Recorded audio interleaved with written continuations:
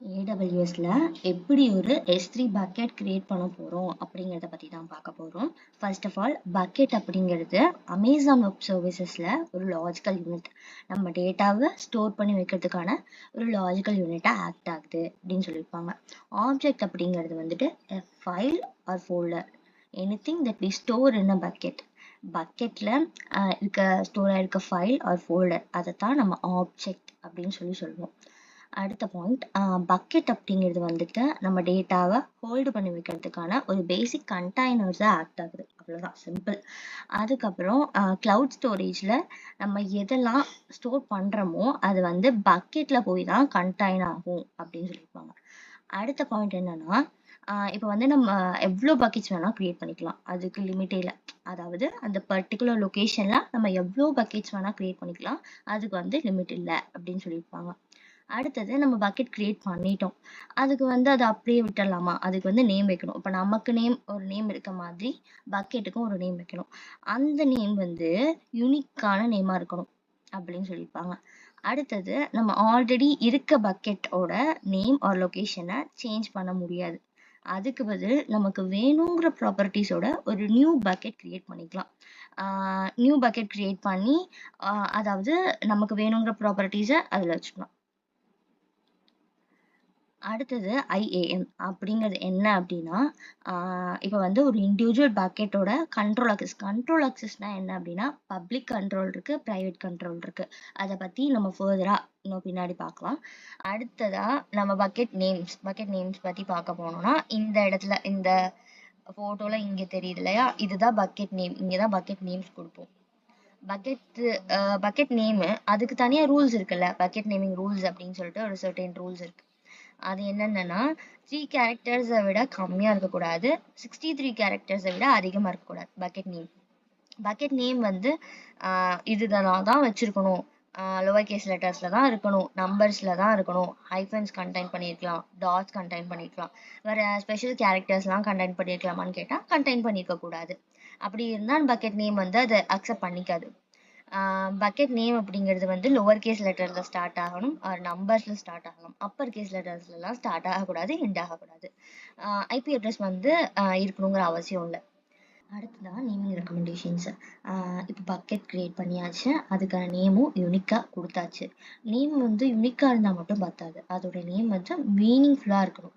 இப்போ வந்து நம்ம பக்கெட்டை ஏதோ ஒரு பர்பஸ்க்காக கிரியேட் பண்ணியிருப்போம் இல்லையா, அந்த பர்பஸ்க்கு இந்த நேம் வந்து ஆப்ட் ஆகணும், மேட்ச் ஆகணும். அதுக்கப்புறம் நான் முன்னாடியே சொன்ன மாதிரி இது வந்து கேஸ் சென்சிட்டிவ். எந்த ஒரு கேஸ் சென்சிட்டிவ் இஷ்யூஸும் வராமல் பக்கெட் நேம் கிரியேட் பண்ணணும். அதுக்கப்புறம் ஹைஃபன்ஸ் அப்படிங்கிறது வந்துட்டு வேர்ட்ஸை செப்பரேட் பண்ணுறதுக்கும் யூஸ் பண்ணுறாங்க. அதாவது இங்கே வந்து எக்ஸாம்பிள் இருக்குது பார்த்தீங்களா, மை _data_bucket. இது வந்து ஹைஃபன் வந்து ஒரு வேர்டை செப்பரேட் பண்ணியிருக்கு. அடுத்தது டாட் அப்படிங்கிற டாட்டை யூஸ் பண்ணுறப்போ நம்ம ரொம்ப கேர்ஃபுல்லாக யூஸ் பண்ணணும். ஏன் அப்படின்னா, இது வந்துட்டு டிஎன்எஸ்க்கு நேம்ஸாக ஆக்ட் ஆகுது. அது மட்டும் இல்லாமல் ஏடபிள்யூஎஸ்ல இது வந்து சப்டொமைன் நேமிங்க்கு யூஸ் பண்ணுறாங்க அப்படின்னு சொல்லலாம். அடுத்ததான், இதுதான் நம்மளுக்கு ஏடபிள்யூஎஸ் ஸ்க்ரீன். அந்த ஏடபிள்யூஎஸ் ஸ்க்ரீனில் இங்கே இருக்குல்ல, இந்த கிரியேட் பக்கெட் கொடுத்தோம் அப்படின்னா இங்கே கேட்குற ஃபர்தரான ஸ்டெப்ஸ் எல்லாத்தையும் கம்ப்ளீட் பண்ணிவிட்டு நம்ம இங்கே கிரியேட் பக்கெட் கொடுத்தோம் அப்படின்னா பக்கெட் கிரியேட் ஆயிரும். அடுத்ததா குளோபல் யூனிக்யூனஸ். நான் முன்னாடியே சொன்ன மாதிரி நம்ம கிரியேட் பண்ண பக்கெட்லாம் நேம் கொடுக்குறப்போ அது வந்து யூனிக்காக இருக்கணும். ஆல்ரெடி இருக்க பக்கெட்ஸோட நேமாக இல்லாமல் தனித்துவமான ஒரு பேராக கொடுக்கணும். அடுத்தது, இப்போ வந்து ஒரு பக்கெட் நம்ம டெலீட் பண்ணுறோம், அதோட நேமை ரீயூஸ் பண்ணிக்கலாம், அது வந்து அவைலபிளாக இருக்கும். ஆனால் அது டெலீட் பண்ண உடனே அது அவைலபிளாக இருக்குமா அப்படின்னா அது வந்து கேரண்டி இல்லை. அடுத்தது ஏடபிள்யூஎஸ் கன்சோல் கன்சிடரேஷன்.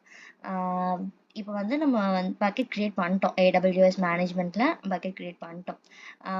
நம்ம வந்து கொடுத்த இன்புட், நம்ம பக்கெட் பற்றி ஒரு சில இன்புட் கொடுத்துருப்போம் இல்லையா, அதை வச்சு ஏடபிள்யூஎஸ்ஸே நமக்கு வந்து பக்கெட் நேமை சஜஸ்ட் பண்ணும். நம்மளுக்கு எந்த ஐடியாவும் இல்லாத பட்சத்தில் நம்ம ஏடபிள்யூஎஸ் சஜஸ்ட் பண்ணுற நேம்ஸை கொடுத்துக்கலாம். அடுத்ததா, இந்த பிக்சர் வந்து ஏடபிள்யூஎஸ்ல பக்கெட் கிரியேட் பண்ணுறதை பற்றி தெளிவாக சொல்லுது. அதாவது ஃபர்ஸ்ட் இது ஏடபிள்யூஎஸ்ல S3 அப்படிங்கிறதுல தான் நம்ம பக்கெட் கிரியேட் பண்ணுறோம். S3 பக்கெட் வந்து கிரியேட் பண்ணியாச்சு, அதில் நம்ம folder or file or folder store பண்ணுறோம், அதுதான் நமக்கு ஆப்ஜெக்ட். அது வந்து பப்ளிக் அக்சஸ்ல கொடுத்துருக்காங்க. பப்ளிக் அக்சஸ் அப்படின்னா நம்ம நம்மளோட பக்கெட்டோட லிங்கை யாருக்கெல்லாம் ஷேர் பண்ணுறோமோ அவங்கெல்லாம் அதை வந்து சேஞ்ச் பண்ண முடியும்.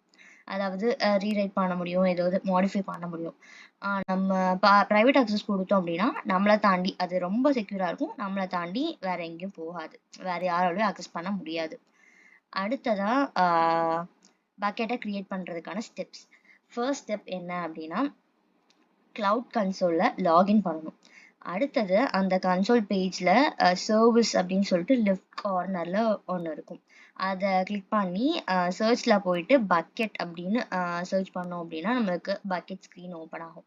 அதில் நமக்கு க்ரியேட்டில் போயிட்டு நம்ம பக்கெட் நேம் யூனிக்காக இருக்கணும்னு சொன்னால அந்த பக்கெட் நேம், அதுக்கப்புறம் அது ஃபர்தராக கேட்குற டீட்டெயில்ஸ்லாம் கொடுத்துட்டு அது எங்கே ஸ்டோர் ஆகணும், எப்படி ஸ்டோர் ஆகணும் இதெல்லாம் கொடுத்துட்டு என்ன ஆக்சஸ் கண்ட்ரோல், பப்ளிக் ஆக்சஸ் கண்ட்ரோலா ப்ரைவேட் ஆக்சஸ் கண்ட்ரோலா இதெல்லாம் கொடுத்துட்டு நம்ம மேலே காட்டின மாதிரி கிரியேட் கொடுத்தோம் அப்படின்னா பக்கெட் கிரியேட் ஆயிரும். அவ்வளோதான், பக்கெட்ஸ் கிரியேட் ஆயிரும்.